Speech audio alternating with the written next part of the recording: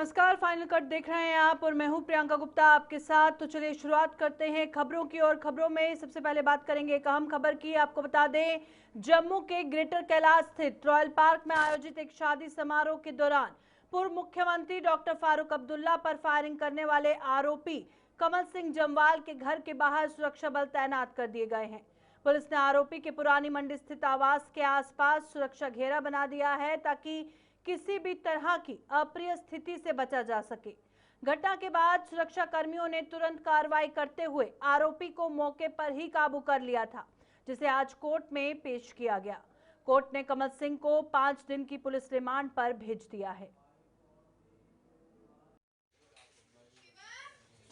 जम्मू के ग्रेटर कैलाश शादी समारोह में जम्मू कश्मीर के पूर्व सीएम डॉक्टर फारूक अब्दुल्ला पर कमल सिंह के द्वारा जो है वो गोली चलाई गई। और इस समय हम जम्मू के पुरानी मंडी कमल सिंह जम्वाल के घर पर इस समय मौजूद हैं। आप देखिए, ताला यहाँ पर जड़ दिया गया है। सुबह सवेरे पुलिस यहाँ पर पहुंचती है और तैनाती यहाँ पर की गई थी। ताले को यहाँ पर जो है वो जड़ दिया गया है। नेशनल कॉन्फ्रेंस के कार्यकर्ता लीडर्स के द्वारा प्रदर्शन किया गया था ताकि वो यहाँ पर ना पहुंचे, जिसके चलते पुलिस यहाँ पर जो है वो तैनात की गई थी। और ये कमल सिंह का घर है। आप देखिए, ताला यहाँ पर जो है वो पुलिस के द्वारा जड़ दिया गया है और इसी के साथ पुलिस कांस्टेबल भी यहाँ पर तैनात किए गए हैं ताकि पूरी तरीके से यहाँ पर जो है वो निगरानी रख सके। हर आने जाने वाले पर इस समय जो है वो पूरी तरीके से नजर रखी जा रही है। कमल सिंह जिनकी उम्र 66 इयर्स है और कमल सिंह जो कि पुरानी मंडी में रहते हैं और ये उनका घर है। आप देखिए, यहाँ पर एक सीसीटीवी कैमरा भी यहाँ पर है और इसी के साथ ये बिल्डिंग जो बताई जा रही है सोर्सेस के हवाले से कि कमल सिंह यहाँ पर अकेले रहते थे। मैं बिल्डिंग आपको एक बार दिखाना चाहूंगी। आप देखिए, ये वो बिल्डिंग है जहां कमल सिंह जो है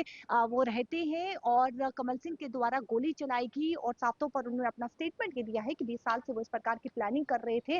जम्मू कश्मीर के पूर्व सीएम डॉक्टर फारूक अब्दुल्ला को जो है वो गोली मारने की प्लानिंग कर रहे थे, उनकी जान लेने की प्लानिंग कर रहे थे। उन्होंने जब मौका मिला तो शादी समारोह में उन्होंने गोली चलाई, लेकिन वो विफल रहा, मौका विफल रहा, ये साफ तौर पर कमल सिंह का कहना है। और ये आप देखिए, ये इनका घर है जहाँ एक सीसीटीवी कैमरा और इसी के साथ डोरबेल है और ये ताला यहाँ पर पुलिस के द्वारा जो है वो जड़ दिया गया है। कमल सिंह के बताया जा रहा है कि एक बेटा और इसी के साथ 2 उनकी बेटियां हैं। और ये जम्मू की पुरानी मंडी है। आप देखिए, ये जम्मू की पुरानी मंडी है और यहीं पे कमल सिंह जो है वो रहते हैं। फिलहाल अरेस्ट उन्हें किया गया है और पुलिस स्टेशन गंग्याल में इस समय जो है उनसे इन्वेस्टिगेशन की जा रही है कि आखिरकार इसके पीछे का कारण क्या है, क्यों वो डॉक्टर फारूक अब्दुल्ला की जो है वो जान लेना चाहते थे। कैमरा पर्सन संजय के साथ शुक्र शर्मा। उधमपुर के डिप्टी कमिश्नर मिंगा शेरपा ने जिले के लोगों को आश्वस्त किया है कि उधमपुर में पेट्रोल, डीजल और एलपीजी की पर्याप्त स्टॉक उपलब्ध है। उन्होंने बताया कि जिला प्रशासन रोजाना तेल कंपनियों के साथ मिलकर ईंधन के स्टॉक की निगरानी कर रहा है ताकि किसी भी तरह की कमी न होने पाए। डीसी ने लोगों से अपील की है कि वे अफवाहों पर ध्यान न दें और घबराहट से अनावश्यक रूप से ईंधन की खरीद न करें। उन्होंने कहा कि सप्लाई चेन पूरी तरह से सुचारू रूप से काम कर रही है और सभी पेट्रोल पंपों तथा गैस एजेंसियों पर पर्याप्त भंडार मौजूद है। प्रशासन का कहना है कि जिले के हर नागरिक को जरूरत के मुताबिक ईंधन मिलता रहेगा और किसी को भी परेशान होने की जरूरत नहीं है। सबसे पहले मैं उधमपुर की जनता को आश्वस्त करना चाहता हूँ। एलपीजी सिलेंडर्स की बात करें या हमारे पेट्रोल डीजल की बात करें, डिस्ट्रिक्ट उधमपुर में एडिक्वेट स्टॉक्स अवेलेबल है। इसमें डेली हमारे divisional commissioner sir, district administration daily review कर रही है। जितने भी हमारे ऑयल मार्केटिंग कंपनीज़ हैं, एचपीसी हो, आईओसी हो, डेली हम उनसे अपडेट लेते हैं। इनफैक्ट क्वार्टरली अपडेट ले रहे हैं कि कितना स्टॉक्स अवेलेबल है। मैं आश्वस्त करना चाहता हूँ कि हमारे पास, अगर मैं डीजल और पेट्रोल की बात करूँ, ऑलमोस्ट वीक प्लस की हमारे पास अवेलेबिलिटी है। एलपीजी सिलेंडर्स की बात करूँ, ऑलमोस्ट 6300 प्लस सिलेंडर्स हमारे पास अवेलेबल है, जो डिस्ट्रिक्ट उधमपुर की 4 से 5 दिन की कैपेसिटी के हिसाब से है। इसके साथ साथ जो फ्रेश स्टॉक है ये भी रास्ते में है, तो लोगों को कोई पैनिक बाइंग करने की ज़रूरत नहीं है, कोई होर्डिंग करने की ज़रूरत नहीं है, क्योंकि जब आप पैनिक बाइंग और होर्डिंग करते हैं उससे मार्केट में स्कैरसिटी होती है। तो मैं रिक्वेस्ट करूंगा आपके माध्यम से कि कोई भी इसमें पैनिक बाइंग ना करें। एडिक्वेट स्टॉक्स ऑन रोड है, प्लस जो एसेंशियल कमोडिटीज़ एक्ट के तहत भी जो डोमेस्टिक हमारे कंज्यूमर्स है एलपीजी के और गैस और इसके पेट्रोलियम प्रोडक्ट्स के, उनमें से कोई इफेक्ट। केंद्र सरकार द्वारा देश में घरेलू गैस सिलेंडरों का पर्याप्त स्टॉक होने का आश्वासन दिए जाने के बावजूद कई स्थानों पर गैस को लेकर लोगों में चिंता का माहौल देखा जा रहा है। इसी कड़ी में आरएसपुरा में भी गैस एजेंसी के बाहर लोगों की भीड़ उमड़ती नजर आई और गैस सिलेंडर लेने के लिए बड़ी संख्या में लोग सुबह से ही एजेंसी के बाहर पहुंचने लगे। जिससे वहां अफरा तफरी जैसा माहौल बन गया। हालांकि गैस एजेंसी के मैनेजर ने स्थिति स्पष्ट करते हुए कहा कि उनके पास गैस सिलेंडरों की कोई कमी नहीं है और नियमित आपूर्ति जारी है। उन्होंने लोगों से अपील की कि वे अफवाहों पर ध्यान ना दें और घबराने की बजाय सामान्य तरीके से गैस बुकिंग और वितरण प्रक्रिया का पालन करें। बोलोगे सर?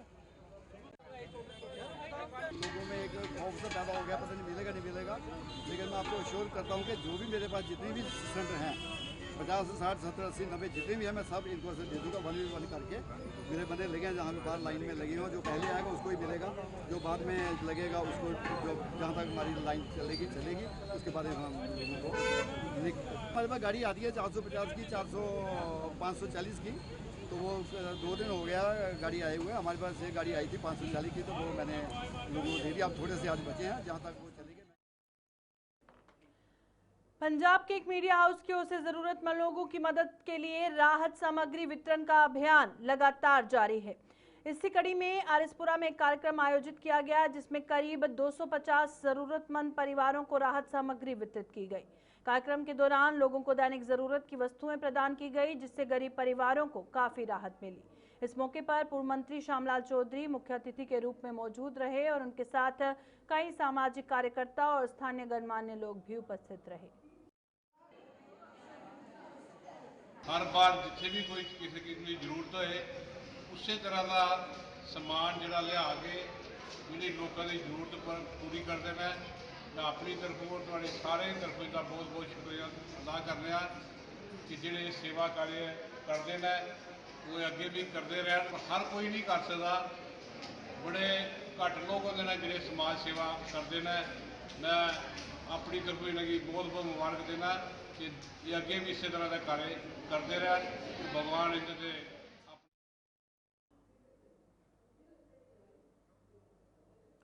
बाहू विधानसभा क्षेत्र के विधायक विक्रम रंधावा ने आज क्षेत्र के अंतर्गत आने वाले सरकारी स्कूलों के प्रिंसिपलों और शिक्षकों के साथ एक महत्वपूर्ण बैठक की।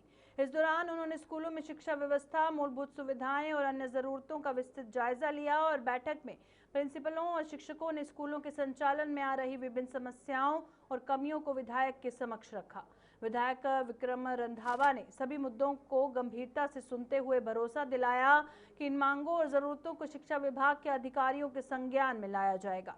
उन्होंने कहा कि आवश्यक सुविधाओं की आपूर्ति सुनिश्चित कर स्कूलों में पढ़ने वाले विद्यार्थियों और शिक्षकों को बेहतर माहौल उपलब्ध करवाया जाएगा। 40 से 42 स्कूलों के रिप्रेजेंटेटिव्स यहाँ बैठे थे। 1.5-2 घंटे हमारी मैराथन मीटिंग चली है और माइन्यूटली प्राइमरी स्कूल से लेके हायर सेकेंडरी स्कूल तक जो रिक्वायरमेंट चाहिए होती है, चाहे बाउंड्री वॉल हो, वाटर टैंक हो स्टोरेज के लिए, गेट्स हो, क्लासरूम्स हो, स्मार्ट रूम हो, यहाँ तक कि अगर उनका कॉरिडोर में रहता है कि वहाँ कच्चा एरिया है, वहाँ टाइल लगा के दीजिए, उसकी बात हो, वो सब बातों पे माइन्यूटली डिस्कशन हुई है। ये सारा समराइज करके हायर अप्स के साथ एक जल्दी मीटिंग बुलाएंगे, जिसमें ये लोग भी बैठेंगे और एक एक स्कूल की हम चर्चा करेंगे, क्योंकि बाहू विधानसभा क्षेत्र समूचे जम्मू के अंदर एक पॉशेस्ट एरिया है और मेरे इलाके के अंदर हर स्कूल के अंदर हर वो बेसिक फैसिलिटी उपलब्ध हो जिससे हम पेरेंट्स को अट्रैक्ट कर सके, बच्चों को अट्रैक्ट कर सके एनरोलमेंट के लिए। जम्मू के अपर बेरी चाराना इलाके में आज एक नए रेडीमेड गारमेंट शोरूम का शुभारंभ किया गया। इस शोरूम का उद्घाटन बाहू विधानसभा के विधायक विक्रम रंधावा ने किया। शोरूम में मौजूदा फैशन ट्रेंड के अनुसार विभिन्न प्रकार के रेडीमेड कपड़े उपलब्ध कराए गए और विधायक विक्रम रंधावा ने शोरूम प्रबंधन को शुभकामनाएं देते हुए कहा कि ऐसे नए व्यावसायिक प्रतिष्ठान खुलने से क्षेत्र में व्यापार को बढ़ावा मिलेगा और लोगों को रोजगार के अवसर भी प्राप्त होंगे। तो ये एक अच्छा प्रयास है। आपने देखा है कि आर्मी के मतलब भी कई आइटम्स हैं और सिविल सोसाइटी के लोग भी यहाँ पर अपनी मनपसंद चीज़ें खरीद सकते हैं। रीजनेबल रेट्स हैं। मैंने देखा हूँ स्केचर्स के लेवल के शूज़ हैं और बड़े रीजनेबल है। स्केचर्स के शोरूम में चले जाओ, वो तो खाल उधेड़ देते हैं, वो तो छोड़ते ही नहीं। जो इंसान चले जाए जूता लेते लेते वो पॉकेट मार कर देते हैं। तो ये कहीं ना कहीं एक पूरे इलाके के लिए, ना सिर्फ डिफेंस के लोगों के लिए बल्कि हमारी सिविल सोसाइटी के लिए भी एक अच्छा तोहफा है। मैं विकास जी और उनके पिताजी, उनकी माताजी, उनके पूरे परिवार को बधाई भी देता हूं कि आपने एक अच्छा यहाँ पे कार्य खोला है। ये सेवा कार्य भी है और आपके माध्यम से कई और घरों की भी रोजी रोटी का साधन जुड़ेगा, जिससे जो है हम सरकार के विकास। मड ब्लॉक के सीमावर्ती चिन्नौर फार्म इलाके में स्थित काली माता मंदिर का स्थापना दिवस आज धार्मिक हर्षोल्लास के साथ मनाया गया। इस अवसर पर सुबह से ही मंदिर परिसर में श्रद्धालुओं की भारी भीड़ उमड़ी रही और श्रद्धालुओं ने पूरे श्रद्धा भाव से माता के चरणों में माथा टेका। मंदिर परिसर में हर वर्ष 12 मार्च को भव्य मेला भी लगाया जाता है, जिसमें आसपास के कई गांव से लोग बड़ी संख्या में पहुंचते हैं। मेले में धार्मिक माहौल के साथ साथ स्थानीय दुकानें और बच्चों के लिए मनोरंजन भी विशेष आकर्षण रहता है।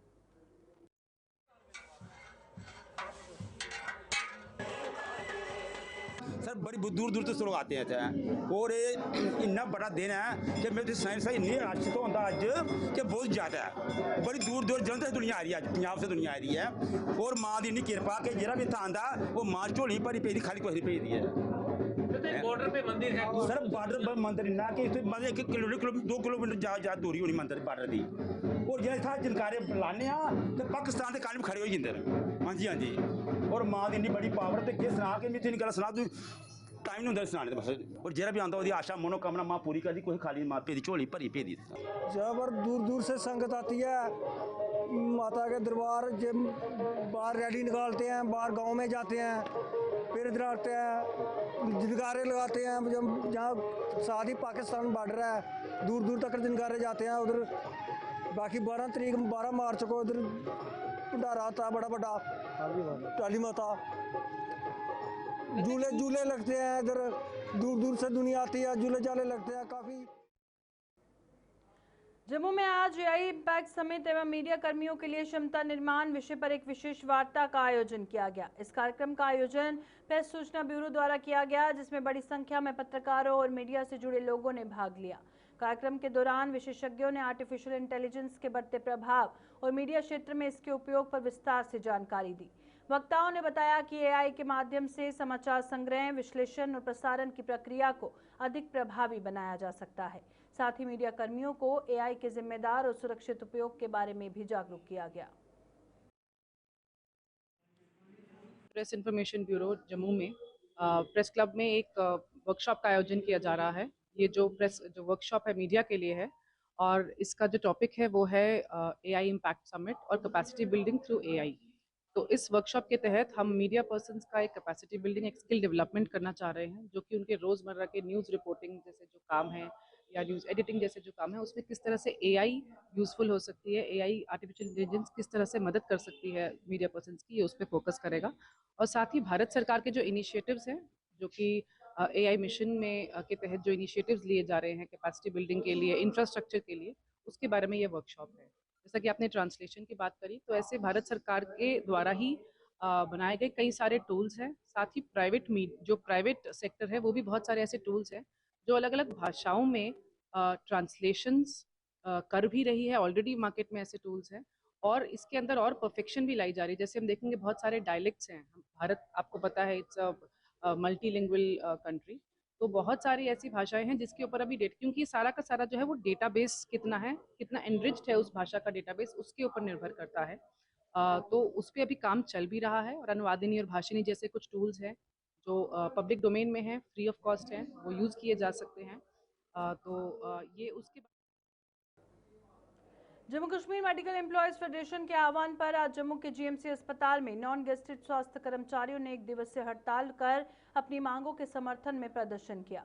प्रदर्शन का मुख्य उद्देश्य सरकार द्वारा बंद कर दिए गए 2.5 दिन के अतिरिक्त वेतन को बहाल करवाना था और प्रदर्शनकारियों ने कहा कि 2.5 दिन का वेतन उनका मौलिक अधिकार है और इसे बंद करना पूरी तरह से अन्याय है।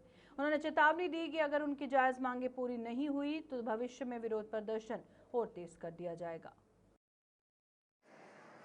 ये स्ट्राइक जो चल रही है यहाँ पे आज ये फुल डे रहेगी, ठीक है।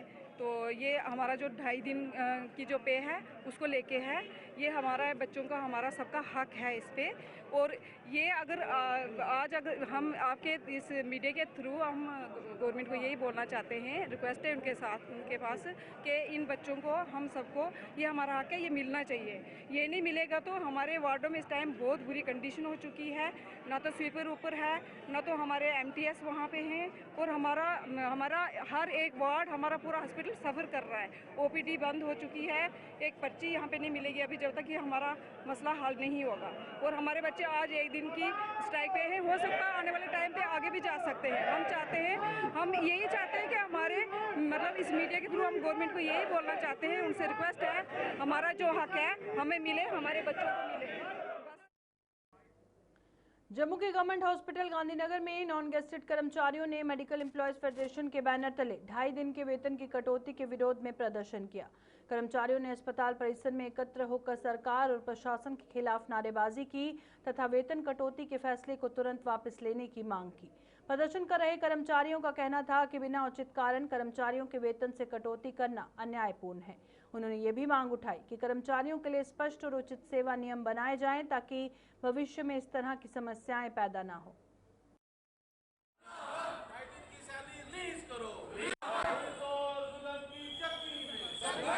उनके एवज में इनको जो है 2.5 दिन की तनख्वाह दी जाती है, ये इनका बिल्कुल जेन्युइन डिमांड है। इनको जो है ये 2.5 दिन की सैलरी नहीं रोकनी चाहिए।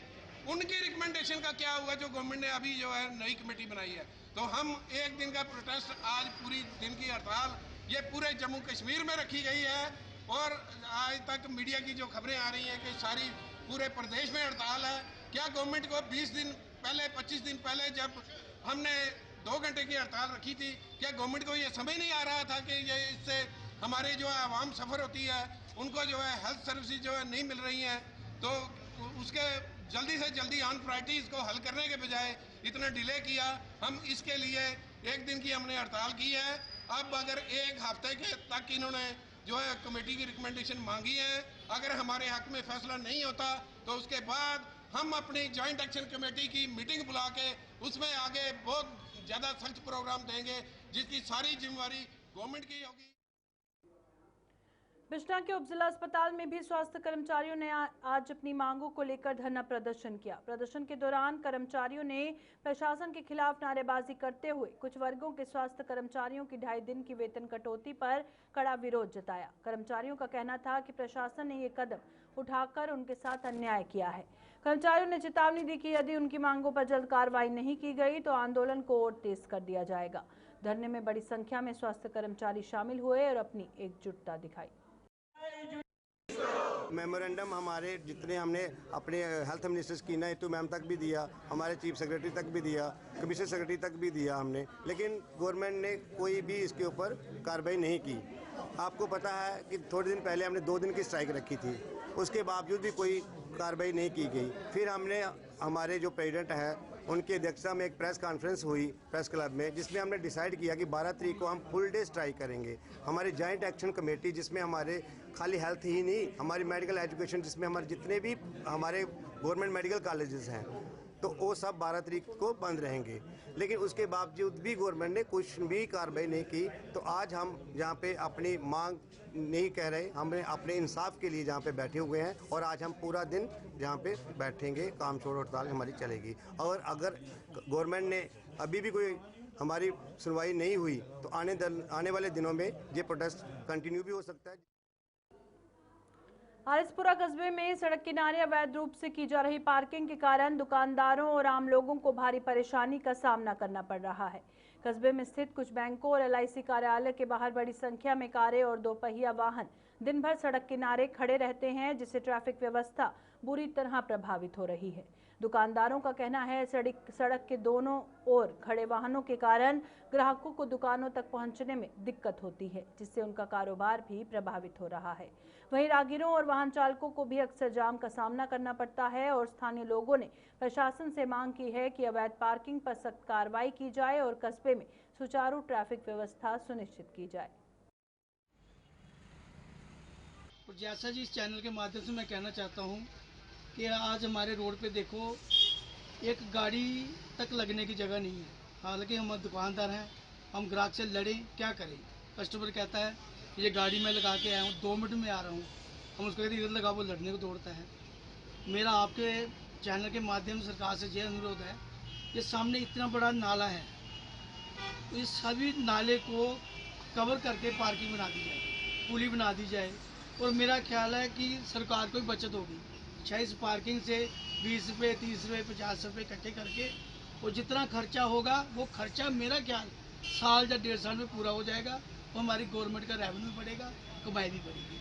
बस मैं यही सिखा सकता। और ये मैं कहना चाहूँगा कि जैसे J&K बैंक ही नहीं, हमारे साथ में पंजाब नेशनल का भी बैंक है, और ICICI है, एक्सिस बैंक के ATM लगे हैं, और LIC है। तो इतना करोड़ है, मेरा ख्याल है कि आदमी साइकिल, स्कूटर, मोटरसाइकिल तो क्या पैदल भी नहीं निकल सकता। और मेरी साथ ही कोई 100 फुट की दुकान है, मैं उधर तक नहीं जा सकता। ये मेन हाईवे रोड है, सुचेतगढ़ टू आरसपुरा रोड है, और दिन आए दिन मेरा एक्सीडेंट भी इधर होते रहते हैं। कोई कुत्ता आगे से निकलता है, गाड़ी लगती है, एक दूसरे टक्कर होते हैं। तो यही है। इस कोई अखनूर के निर्दोष चौक पर जर्जर हो चुकी मुख्य सड़क अब लोगों के लिए गंभीर समस्या बन गई है। गड्ढों से भरी सड़क के कारण आए दिन वाहन फिसल रहे हैं और छोटे बड़े हादसे हो रहे हैं। स्थानीय दुकानदारों और राहगीरों का कहना है कि कई बार शिकायतें दर्ज करने के बावजूद प्रशासन की ओर से कोई ठोस कदम नहीं उठाया गया। बरसात के दिनों में हालात और भी खराब हो जाते हैं, जिससे पैदल चलना भी मुश्किल हो जाता है। चौक की सुंदरता बढ़ाने के लिए कभी यहां फव्वारे और LED लाइटें लगाई गई थी, लेकिन रखरखाव के अभाव में वे भी खराब पड़ी हैं।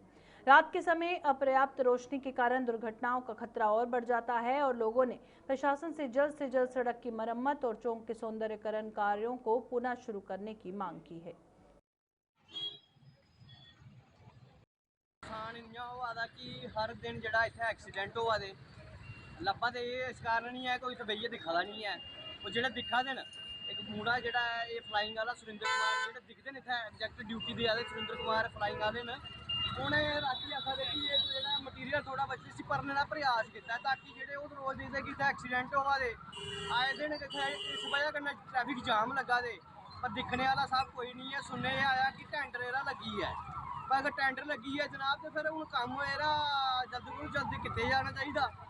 सिर्फ फुहारे चौक की अगर गल करते हैं, 2 चौक की इत्थे LED सड़ी पेदी, जेह्ड़ा अपना गल कीती है सर 2 चौक की इत्थे सिर्फ खड्डे ही नहीं है, इस चौक के हालात इन्ने खराब न कि केईं चिरा दी इत्थे जेह्ड़ी है एक LED बाहर टंगी दी बेचारी इ'यां फाह होंदा नहीं बंदा लाए दा उ'यां टंगी दी है। ओह्दे अलावा एह्दे ना कोई चला दी, थोड़े देर चली ही जेह्ड़ा लोकें गी इ'यां लगदा TV चला दा है।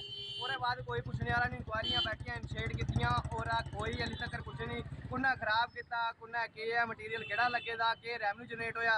ओह्दे बाद साढ़ा फाउंटेन जेह्ड़ा फुहारा जिसी आखने आं, जेह्दे कन्नै एह्दा पराना नांऽ भी ऐ हा, ओह् भी अपने हालात उप्पर रोआ दा बनेआ हा ते ओह् पानी आखा अंदर गै चूसी लैंदा। पता नहीं किस स्हाबा दा ओह् डिपार्टमेंट ने कम्म कराया, केह्ड़े ठेकेदार हे जेह्ड़े लग्गे दे हे, जेह्ड़ा पानी अंदर गै खिच्ची लैंदा। कोई ऐसा पहला फुहारा दिक्खे जेह्ड़ा पानी अंदर खिचदा, नहीं तो बाहर सुट्टदे हे। इस सारे लक्खां रुपये लग्गे एह्दे पर, लक्खां रुपये लग्गे पर एह्दा कोई अज्ज तक कोई DC एक दिन आया हा इत्थे हाई सकैंडरी है ना, उस दिन इन्हें केह् कीता, एह्दे पानी सुट्टिया ओह्दे कन्नै टैंकां दा पानी सुट्टिया, थोड़ी देर चलाया, इ'यां DC गया पानी उन्हें परतियै अंदर खिच्ची लिया, उसी पता DC चली गेआ। इस कारण इ'यै हालात ने चौक दे अंदर खड्डे जनाब इस तरह दे होए दे न कि इत्थे जेह्ड़े आए दिन एक्सीडेंट होआ दे, जाम दा कारण भी बना दा एह्दे कन्नै, गड्डियां जेह्ड़ियां स्लो करनी पौंदियां, खड्डे दिक्खने पौंदे।